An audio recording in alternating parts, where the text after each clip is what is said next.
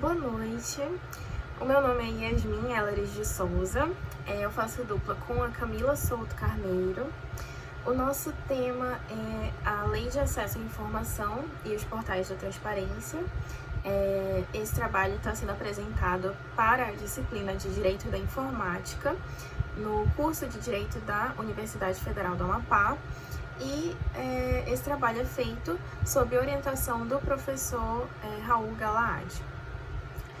Bom, partindo para uma breve introdução do nosso tema, o acesso à informação é um direito que é garantido pela Constituição Federal e ele traz à tona temas que são importantes de serem discutidos, quais sejam a transparência nas gestões do dinheiro público, o interesse do cidadão em saber o que está sendo cumprido efetivamente, e o estabelecimento da capacidade de controle por parte dos contribuintes em fiscalizar os cofres públicos. Por isso, não se pode negar que a Lei de Acesso à Informação ela ajuda de forma direta a se fazerem cumprir os valores democráticos que são estabelecidos na Constituição, já que a transparência faz parte do sistema político como um todo. E nesta mesma seara, o Portal da Transparência ele surge no Brasil em 2004, disponibilizando informações que são cruciais acerca do repasse das verbas públicas federais para os estados, os municípios e para o Distrito Federal. A transparência ela emerge, portanto, dentro de um sistema político democrático para confirmar que esses valores não servem de mero enfeite, mas sim que eles fazem parte da tomada de decisões da sociedade e do controle fiscal acerca dos gastos públicos. Porém, é importante salientar que mesmo que o Portal da Transparência seja um sistema que se possa confiar para a garantia do acesso à informação, uma pesquisa feita por Felipe Ribeiro Freire atesta que para que a efetividade do sistema seja alcançada, ainda faltam elementos que corroboram para um resultado que seja ainda melhor. Então, o intuito desse estudo que a gente está fazendo agora é demonstrar como o acesso à informação é parte importante do sistema político-democrático, trazendo primeiro um panorama histórico brasileiro, depois internacional e apontando também sobre o contexto da pandemia de Covid-19 e quais foram as implicações que houveram para o direito ao acesso à informação nesse período. Partindo para um breve histórico, de acordo com Nisker, o Brasil possui um longo histórico de leis que serviram como base para a criação da Lei de Acesso à Informação, leis essas que datam dos anos 1990 e 2000, dentro de temas como a improbidade fiscal, a responsabilidade fiscal e a Lei da Ficha Limpa, sendo a nossa Lei 12.527 de 2011, que é a Lei de Acesso à Informação, a 22ª mais forte em um panorama mundial. Nisker comenta que o Brasil pontua 6 de 6 pontos para o direito ao acesso, 29 de 30 pontos para o escopo da lei, 19 de 30 para procedimento, para solicitar as informações, questão da parte burocrática, 16 pontos de 30 para exceções, 22 de 30 para recursos e 3 de 8 para sanções e proteções e 13 de 16 para medidas de promoção. A Lei de Acesso à Informação ela foi sancionada em 2011, na época do governo Dilma, e a Dilma, nessa época, ela estava envolta em uma grande coalizão partidária, Então, é curioso pontuar que a lei ela encontrou dificuldades nos 6 meses que antecederam a sanção, porque houve uma tentativa de substituição da lei por uma versão menos invasiva pelo senador Fernando Collor, que na época estava presidindo o Comitê de Defesa e Relações Exteriores. E, de novo, de acordo com Nisker, o sigilo que seria tão caro a alguns políticos, ficaria limitado com o surgimento da Lei de Acesso à Informação. Então, esse caso ele ilustra, citando Nisker, como aliados de coalizão, que estão frequentemente alinhados a burocratas resistentes à mudança, podem comprometer a transparência. Afinal, a transparência limita o sigilo e alguns têm grande interesse em mantê-lo.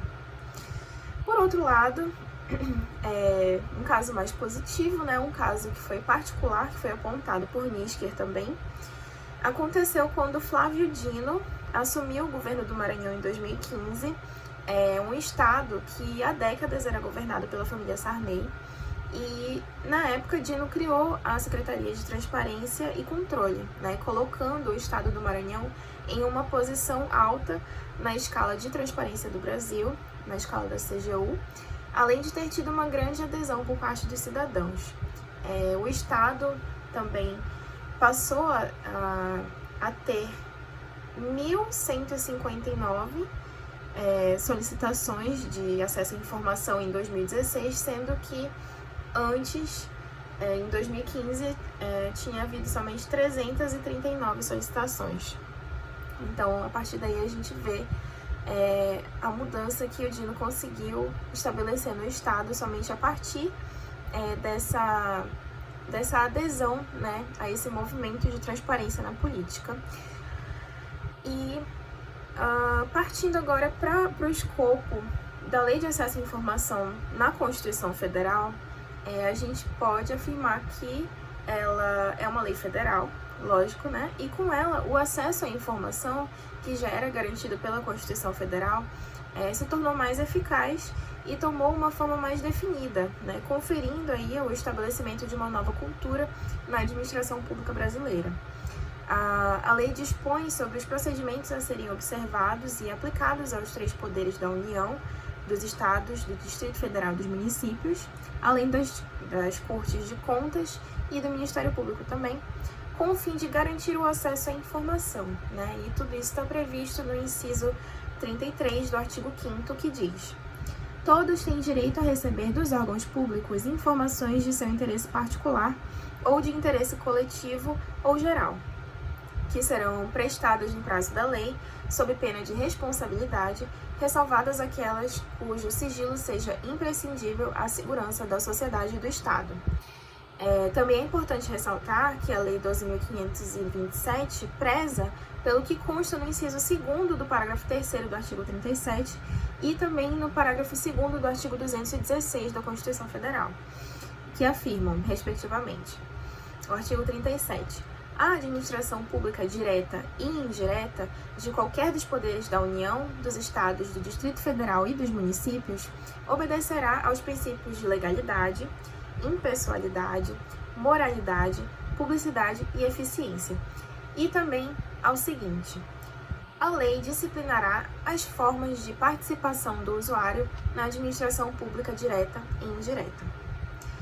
E aí, como afirma o artigo 216, constituem patrimônio cultural brasileiro os bens de natureza material e imaterial, tomados individualmente ou em conjunto, portadores de referência à identidade, à ação, à memória dos diferentes grupos formadores da sociedade brasileira, nos quais se incluem. E aí o parágrafo 2º. Cabem à administração pública, na forma da lei, a gestão da documentação governamental e as providências para franquear sua consulta a quantos dela necessitem. Então, a gente estabeleceu aí 2 exemplos de como a Lei de Acesso à Informação já estava aplicada na nossa Constituição Federal. E também, como a gente já comentou anteriormente, as bases da Lei de Acesso à Informação não estão presentes somente na Constituição Federal, mas essa é uma parte de forte influência, né, dentro do escopo do monitoramento da transparência. Apesar disso, Nitschker aponta que a transparência ela não é valorizada muitas vezes por motivos políticos. Abre aspas. Mais frequentemente, no entanto, nem a legitimidade simbólica, nem o monitoramento, nem as preocupações competitivas resultam em compromissos com a transparência no Brasil. Políticos estaduais e municipais majoritariamente valorizam a opacidade em detrimento da transparência.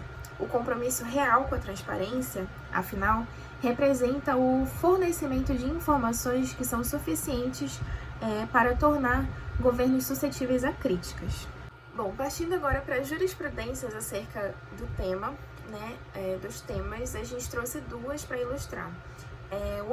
A primeira é um acórdão, né, de um processo do Tribunal de Justiça do Distrito Federal e dos Territórios, é onde o tema foi julgado de forma interessante, porque ele demonstrou que a lei de acesso à informação ela pode ser aplicada de forma parcial, como se vê na ementa que eu vou resumir a seguir.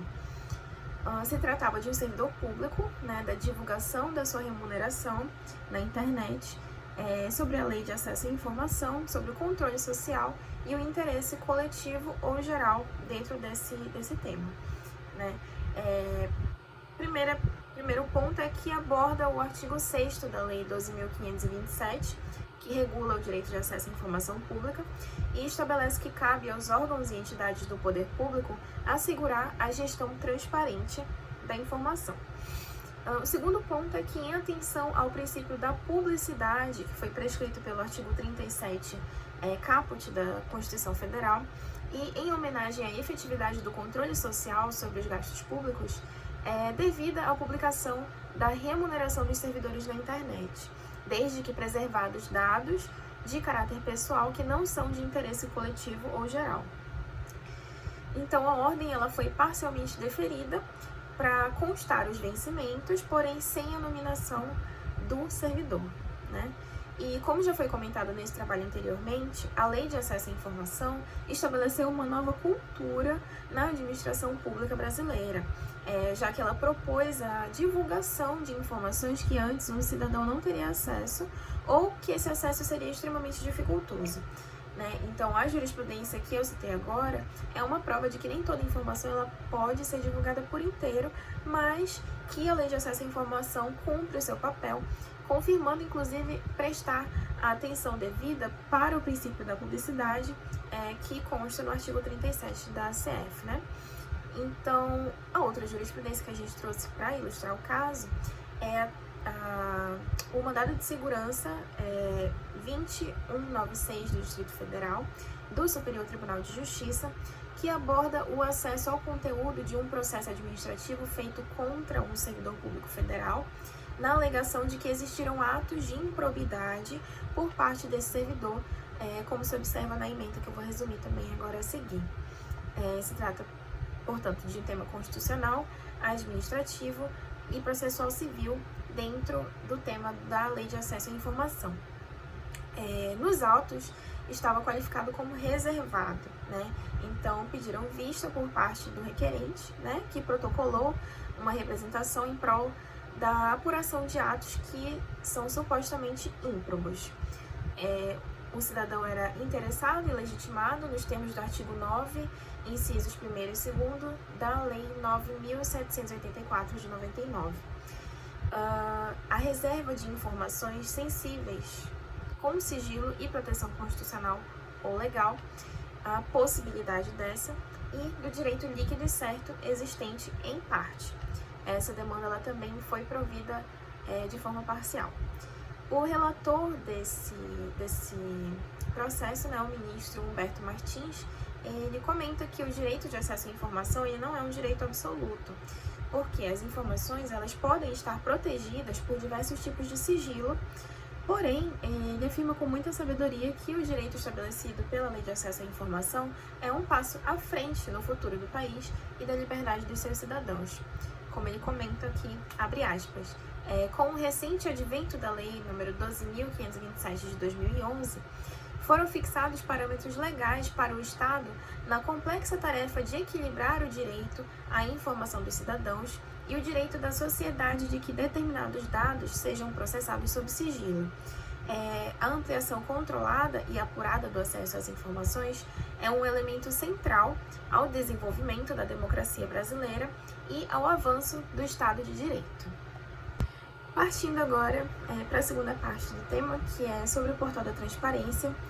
Ele foi criado no primeiro mandato do governo do ex-presidente Lula, com o seu surgimento marcado pela transformação da Corregedoria-Geral da União em Controladoria-Geral da União. Uma transformação, né, que trouxe também consigo o aumento das competências vinculadas a esse setor da administração pública. Uma das características presentes na campanha do ex-presidente Lula era o foco no combate à corrupção, né, surgindo aí a ideia de criar um mecanismo pelo qual o cidadão pudesse acessar as informações que quisesse, né, para verificar como o dinheiro público estava sendo gasto. Freire afirma que uma das bases para a criação do Portal da Transparência foi a Lei de Responsabilidade Fiscal, né, que abordava a responsabilidade fiscal que se deve fazer presente na gestão do dinheiro público. De acordo com Freire, a Lei de Responsabilidade Fiscal já era, portanto, vista como um poderoso diploma legal para o estímulo à transparência, à prevenção e o combate à corrupção e à malversação dos recursos públicos. Logo, a conjuntura favorecia o surgimento de outras iniciativas para aumentar a transparência dos gastos públicos.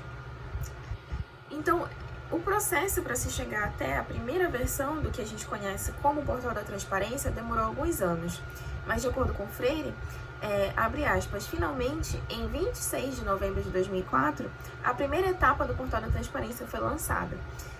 Ele apresentava um número inferior de consultas em relação ao que atualmente é ofertado, mas disponibilizava informações relativas às transferências e repasses de recursos públicos federais para os estados, Distrito Federal e municípios, constantes do orçamento fiscal e da Seguridade Social relativos ao exercício do ano de 2004.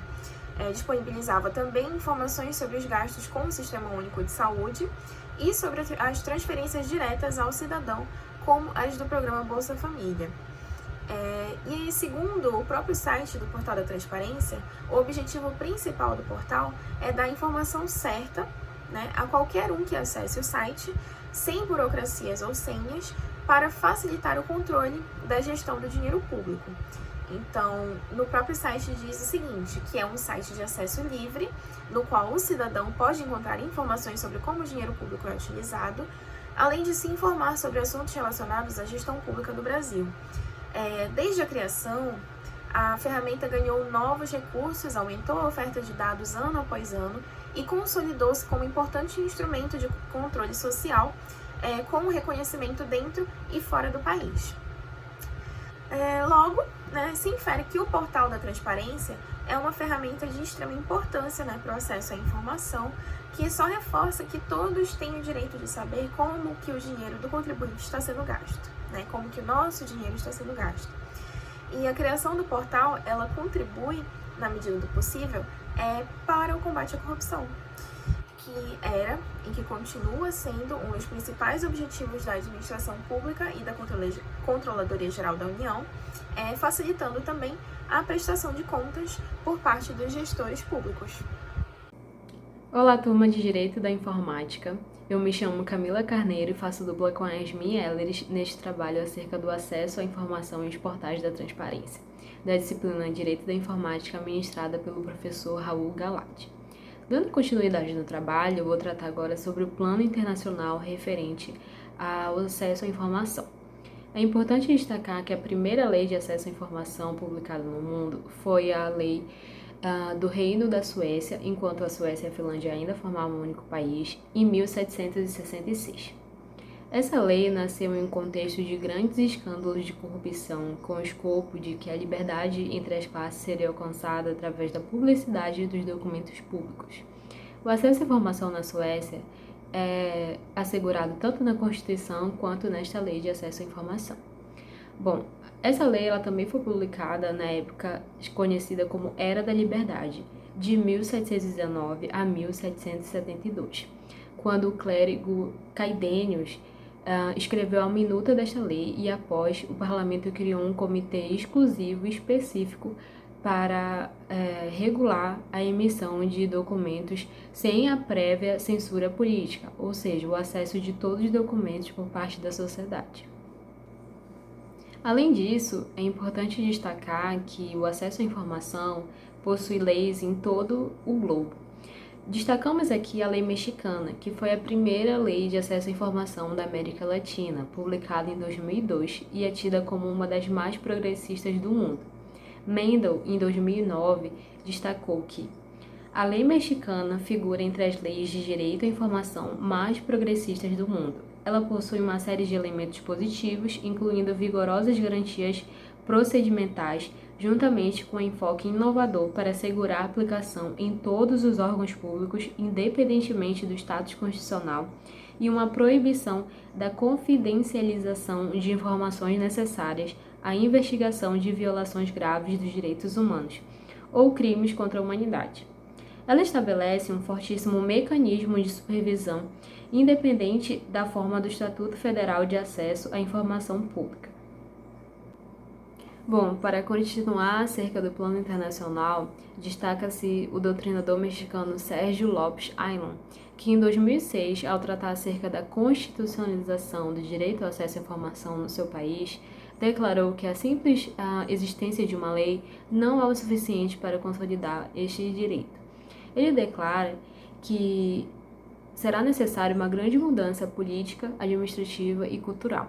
Em seu texto traduzido, ele explica: no entanto, é ingênuo pensar que a simples edição da lei mudaria o estado das coisas de um dia para o outro. Na realidade, trata-se de uma enorme mudança política, administrativa e cultural, que levará anos para se consolidar. Assim como o país levou décadas para construir sua democracia formal, levará muitos anos para que uma verdadeira cultura de transparência e responsabilidade se enraize no país e na administração. Encontramos-nos assim no início de um longo caminho que exigirá contínuas adaptações e modificações no quadro regulamentar, que melhorem o que foi alcançado e se ajustem à experiência e às condições reais do seu exercício.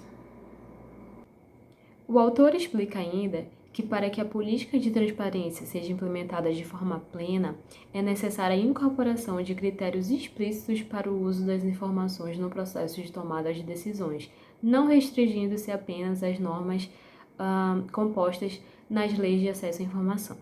O autor declara em seu texto que o ponto que é importante destacarmos, junto com Maurício Merino, é que até agora se entendeu que a política de transparência é realizada por meio da legislação que regulamenta o direito de acesso à informação. Isso é um erro e é necessário diferenciar os dois planos, pois implicam situações diferentes. A política de transparência envolve mudanças de maior alcance e supõe a incorporação de critérios explícitos para maximizar o uso das informações no processo decisório e ação governamental e que vão além das questões normativas do direito de acesso à informação. Não obstante sua garantia e desenvolvimento constitucional, geram condições que favorecem seu desenvolvimento. Por fim, ao tratar acerca do que seria a verdadeira política de transparência, Lopes defende que ela seria construída a partir de uma cultura cidadã proveniente de formação e orientação desses cidadãos para que eles sejam capazes de utilizar os instrumentos para a transparência, como as próprias leis de acesso à informação. O autor defende ainda que é importante que os políticos e os servidores públicos entendam que o acesso à informação não é um fardo ou um luxo, mas que ele é parte inerente do exercício do poder em uma sociedade democrática. Bom, diante de tudo isso, resta claro então que a política de transparência ela é muito mais do que apenas a existência de uma lei de acesso à informação. É necessário que os cidadãos estejam capazes e aptos de usufruir dos instrumentos de transparência, como as leis, mas também como os portais da transparência. Ou seja, o Estado precisa ter o caráter de orientar a sociedade acerca de como eles podem acessar essas informações, e elas precisam estar disponíveis facilmente para a sociedade.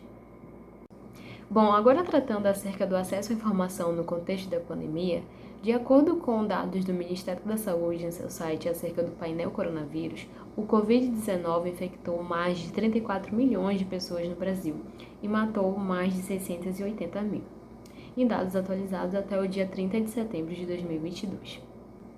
Não há dúvidas de que o Covid-19 afetou a vida de cada um dos brasileiros, assim como também afetou as demais nações. A busca pelo entendimento dos sintomas, pelos tratamentos adequados e pela vacina foi o foco da maioria dos países. Assim, é importante entender que a informação, e mais do que isso, o acesso à informação, é um dos direitos mais importantes em um período de pandemia, tendo em vista que era uma doença desconhecida até então e passível de sofrer diversas mutações. Ou seja, quanto mais trânsito de informações entre as nações, melhor para o combate da doença. Nesta seara, é importante entender como o acesso à informação foi tratado no Brasil, possuidor da Lei de Acesso à Informação número 12.527. Bom, a referida lei sofreu algumas mudanças em março de 2020, quando o presidente da República editou a medida provisória 926 de 2020, que em seu texto declarava: Artigo 6º-B. Serão atendidos prioritariamente os pedidos de acesso à informação de que trata a Lei 12.527, relacionados com medidas de enfrentamento da emergência de saúde pública de que trata essa lei. Parágrafo 1º. Ficarão suspensos os prazos de resposta a pedidos de acesso à informação nos órgãos ou nas entidades da administração pública cujos servidores estejam sujeitos a regimes de quarentena, teletrabalho ou equivalente, e que necessariamente dependam de acesso presencial de agentes públicos encarregados da resposta ou agente público ou setor prioritariamente envolvido com as medidas de enfrentamento da situação de emergência de que se trata essa lei. Parágrafo 2º. Os pedidos de acesso à informação pendentes de resposta com fundamento no disposto no parágrafo 1º deverão ser reiterados no prazo de 10 dias contados da data em que se for encerrado o prazo de reconhecimento da calamidade pública a que se refere o Decreto Legislativo número 6. Parágrafo 3º. Não serão conhecidos os recursos interpostos contra a negativa de resposta a pedido de informação negados com fundamento no disposto no parágrafo 1º. Tal medida provisória foi declarada como inconstitucional pelo Supremo Tribunal Federal apenas 3 dias após a sua entrada em vigor.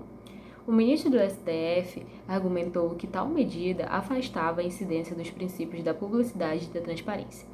Em sua decisão, o ministro declarou: a participação política dos cidadãos em uma democracia representativa somente se fortalece em um ambiente de total visibilidade e possibilidade de exposição crítica das diversas opiniões sobre as políticas públicas adotadas pelos governantes. Resta cristalino, então, a partir da argumentação do STF, que a cidadania apenas torna-se plena quando há o efetivo acesso à informação por parte da sociedade. Cidadãos informados estão aptos a questionar medidas indevidas do seu governo. E no contexto de pandemia, o acesso à informação é imprescindível. Após isso, destaca-se outras medidas que também atentaram contra o acesso à informação. Destaca-se que o portal do Ministério da Saúde esteve fora do ar por um dia inteiro. O governo justificou-se que havia divergências de dados. Além disso, os boletins epidemiológicos passaram a ser distribuídos à imprensa apenas nas últimas horas do dia, desta vez com a justificativa de que era para evitar registros subnotificados da doença. Outro aspecto importante a ser tratado nesta temática são os dados adquiridos através dos portais da transparência. Neste tópico, eu irei falar um pouco acerca da CGU, a Controladoria Geral da União, criada em 2003 com a finalidade de controle, corregedoria e maximização da transparência da gestão do governo federal. Cumpre destacar também que a CGU foi criada em um ambiente de combate à corrupção e destaque da transparência pública. Ela possui como uma das principais metas a promoção de suas ferramentas como portal da transparência. No contexto da pandemia, é importante contextualizar que foi aplicado o disposto no artigo 24, inciso 4, da Lei 8.666, a Lei de Licitações e Contratos, que declara que em casos de emergência e calamidade pública é dispensável a licitação. Desta forma, entende-se que deveria haver uma fiscalização mais robusta dessas tramitações, uma vez que não passaria pelo trâmite normal de uma licitação. Tendo em vista que a maioria desses recursos seriam federais, caberia à CGU o controle e fiscalizações de tais movimentações. Acerca da postura que a CGU adotou em 2020, o primeiro ano da crise sanitária decorrente do Covid-19, João Neto, em 2021, destaca em seu texto. Até o final de 2020, a CGU participou de 54 operações, tendo analisado mais de 4 bilhões em valores de contrato. Destes, houve prejuízo efetivo de 54 milhões e 140 em investigações. Ainda, mais de 10 bilhões foram pagos indevidamente em forma de auxílio emergencial, seja para pessoas veiculadas ao serviço público, seja por aquelas que tinham outras fontes de renda. O autor explica que parte dos resultados é decorrência da transparência obtida através das plataformas da CGU, como o FalaBR e o Portal da Transparência, que são ferramentas imprescindíveis para o controle por parte dos cidadãos. O autor também explica que o aumento no número de acessos do Portal da Transparência se deu pela publicação da lista de beneficiários do auxílio emergencial e do Bolsa Família, que foi disponibilizada no site. Agora, acerca das contratações realizadas pelo governo federal, o autor explica que as informações estavam descentralizadas. Em seu texto, ele declara: Podemos destacar ainda que o relatório da Transparência Internacional apontou que os dados relativos a contratos oriundos da contratação emergencial não estavam disponibilizados de forma centralizada, ou quando disponíveis em outro site, estes dados estavam incompletos. Ou seja, existia a curiosidade por parte do cidadão em obter informações. Tanto é que houve uma busca sobre a lista de beneficiários, o que originou inclusive denúncias relativas ao recebimento irregular do auxílio emergencial. Caso as informações fossem centralizadas, no pico da pandemia, talvez o trabalho da CGU tivesse sido mais efetivo. Assim, depreende-se que a transparência foi severamente afetada durante a pandemia, principalmente no ano de 2020, quando a situação de emergência propiciou mudanças significativas no modelo de apresentação e disponibilização de informações aos cidadãos. Por outro lado, é importante destacar como o portal da transparência foi acessado por grande parte da sociedade, demonstrando-se como uma das principais ferramentas do acesso à informação. Desta forma, conclui-se que o direito ao acesso à informação é um dos pilares para a democracia efetiva e para o combate à corrupção, tanto no Brasil como no mundo. No contexto brasileiro, é importante observar que, por mais que o portal da transparência e a lei de acesso à informação tenham sofrido tentativas de enfraquecimento, permanecem sendo ferramentas cruciais na política de transparência. Por fim, cumpre destacar, como apresentado no trabalho, que o direito ao acesso à informação não é um direito absoluto. Há situações em que ele pode ser flexibilizado e que pode haver sigilo, mas, como na decisão do ministro do STF, devemos enxergar o acesso à informação como a regra e não como a exceção.